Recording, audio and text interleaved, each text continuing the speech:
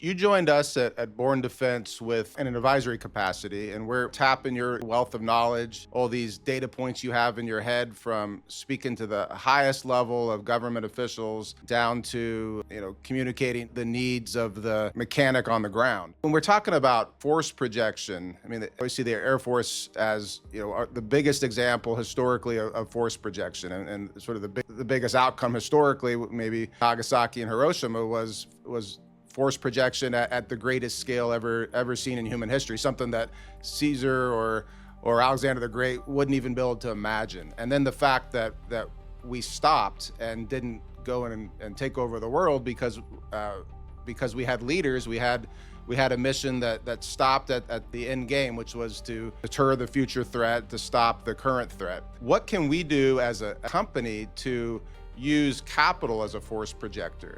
In supporting companies that are getting involved in the defense space, that are working through supply chains. Like, what's your vision? Working with other companies in the past, and which is simply a diplomatic mission. It's all about relationships. It's all about finding a need and then figuring out what you can do to help meet that need. How can capital be supportive of future missions? Yeah, it's a good question.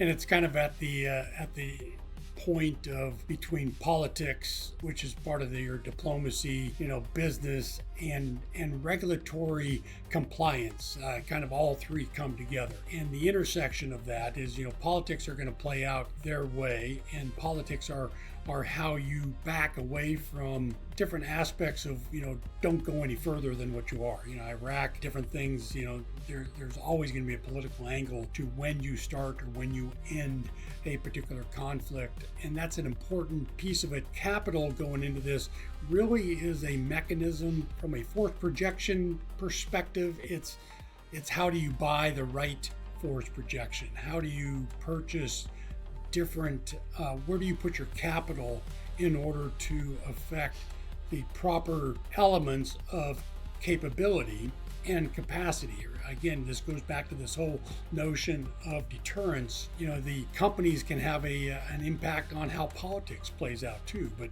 for the most part, they are building that capacity within your own country, or we build partnership capacity with other countries, whether it be police forces, human rights, and so politics all kind of play into that as well. But the capital that you put into this really goes into the buckets of building partner or building capacity, building capabilities, and you want to do that in a just way that it is tied to what we do, what we want to bring forward as far as Born Defense, but understanding that politics is going to play a role in how these different capabilities and capacities are being used at that point.